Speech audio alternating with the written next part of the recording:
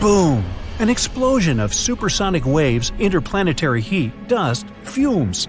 The Earth's atmosphere has been invaded by a cosmic rock the size of Everest.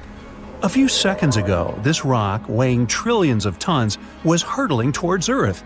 It could fly from New York to Anchorage faster than you could fry yourself an omelet. This monster's name? The Chicxulub Incident. Epic name, right? 66 million years ago, it crashed into the Earth. Back then, dinosaurs ruled the planet, but not for long. The epic collision took place in modern Mexico, in the Yucatan Peninsula, right near Cancun, where the dinosaurs were vacationing. Well, probably not. Still, the huge space rock hit the ocean, but even all that water couldn't stop the inevitable. The collision caused a huge amount of energy to be released. The horror on a planetary scale had begun. Imagine a mini-sun lighting up the surface of the Earth with tsunamis the height of the Statue of Liberty bursting from the epicenter of the watery impact. Not good. The blast blew through the surface of the Earth. It was as hot as an oven and burnt everything in its path. The impact provoked a colossal earthquake and serious volcanic activity. A bunch of volcanoes simultaneously released hot lava and ash into the prehistoric skies. Millions of tons of ash and soot poisoned the air. This formed a huge ash cloud in the atmosphere, which blocked out the sun's rays for several years. The long winter had begun. Only there wasn't any snow falling from the sky, but rain made of sulfuric acid. Yes, the Chicxulub incident might just be the most important thing that ever happened in the history of our planet. Even more than YouTube. Back then, there were loads of volcanic eruptions, a lot of flammable oxygen in the atmosphere, constant temperature changes. It was the perfect and worst time for all of this to go down. So, how are we so sure about all this? Well, the asteroid left an absolutely huge crater on the planet's surface. Today, this scar is hidden under the Gulf of Mexico. Scientists found a lot of places on Earth with abnormally high levels of iridium.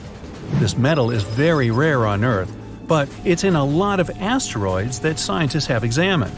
Scientists studied some 66 million-year-old rocks. In the layers of rock, they found dust, the same dust that comes from asteroids. This could only have happened if a huge asteroid had crashed into Earth. The catastrophe led to the extinction of not only the dinosaurs, but also the asteroid. It was so hot at the point of impact, part of the asteroid just disappeared. A lot of water vapor and carbon dioxide shot up into the atmosphere. But the biggest problem? Sulfur. It got kicked up by the asteroid impact and flew up into the air. These tiny sulfur particles blocked out a lot of the sun's rays. Without the sun, a lot of plants disappeared and the climate eventually got colder. The immense heat turned stones into glass. Scientists call these things tektites. The energy of the impact threw them up into the skies. After a short flight, the tektites fell down to Earth. But it wasn't pretty. Rain fell too, only instead of drops of water, you'd have seen hot glassy fireballs. They bombarded the planet's surface for days. The tektites set fire to everything. Scientists found evidence of this all over the world, not just near the collision site. But a lot of things from back then are still a mystery. Some scientists think that Chicxulub wasn't even an asteroid. It might have been a comet. Asteroids are mostly made of stone and metal. Most often they kind of look like a potato. A comet contains rock, metal, and ice. Comets look like dirty cosmic snowflakes, complete with ammonia, methane, and carbon dioxide. Comets sometimes come from the Oort cloud. It's a huge cloud of ice and debris around our solar system. From time to time, comets break free from the pack and head towards our sun. According to scientists, this special comet flew right past Jupiter.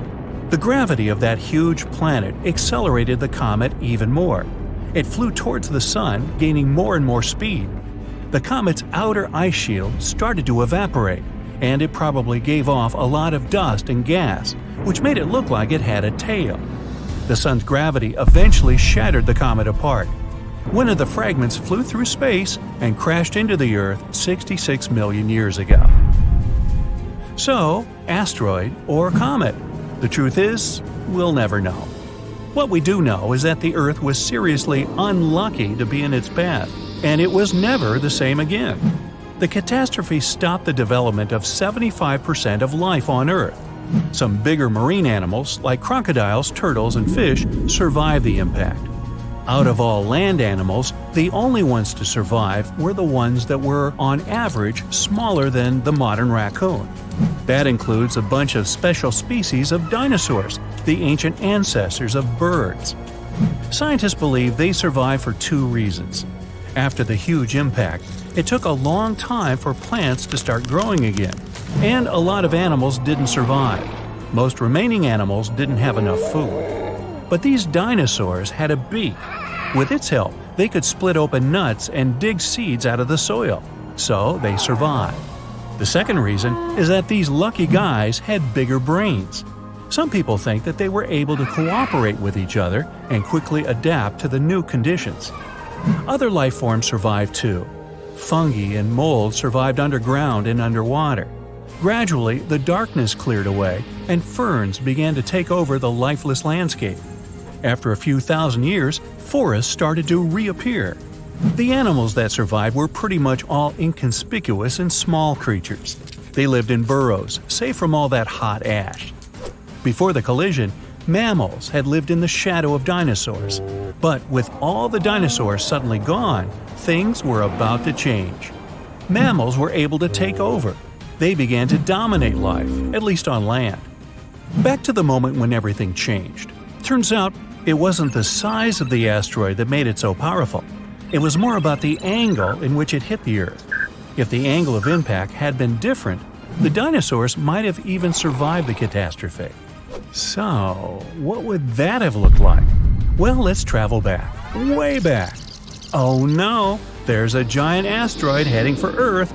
Oh, wait, never mind, it missed. Whew. There are plenty of earthquakes, tsunamis, and volcanic eruptions every day, but dinosaurs don't mind that much. No big deal. Fast forward a few million years, and most of these ancient lizards have changed and are now unrecognizable. Thanks to a couple of ice ages, many dinosaurs are now totally covered with feathers to protect them from the cold. Mammals exist, but they're few and far between. You see a lot of bats in caves. There are tons of rat-sized rodents in the forests. During the day, they hide in the undergrowth or in burrows. At night, they go out in search of food. There are no horses, no elephants, or other large mammals. Why become large and eatable when there are so many dangerous reptiles with huge fangs around? There are no whales in the sea. Parrots, hawks, and pigeons are nowhere to be seen. But pterodactyls 2.0 whiz past you constantly. Some are about the size of a helicopter, while others are no larger than a swan. There are plenty of primates, but they're in no hurry to climb down from their trees and walk on two legs. No venturing out into the savannah, no evolution into Homo sapiens. In this alternate reality, open spaces are very dangerous. But then again, so are forests and trees. Nowhere is safe. To get some delicious primate treats, many smaller dinosaurs learned to climb trees. This was already happening back in the Cretaceous period, right before that huge asteroid just missed Earth. Whew, that would have been an epic collision. Dinosaurs have grown wiser since that near miss. Some are even as smart as a modern chicken. A large brain uses a lot of energy, and that's not always a good strategy for survival. Safer to keep brains small and keep making those teeth bigger and pointier.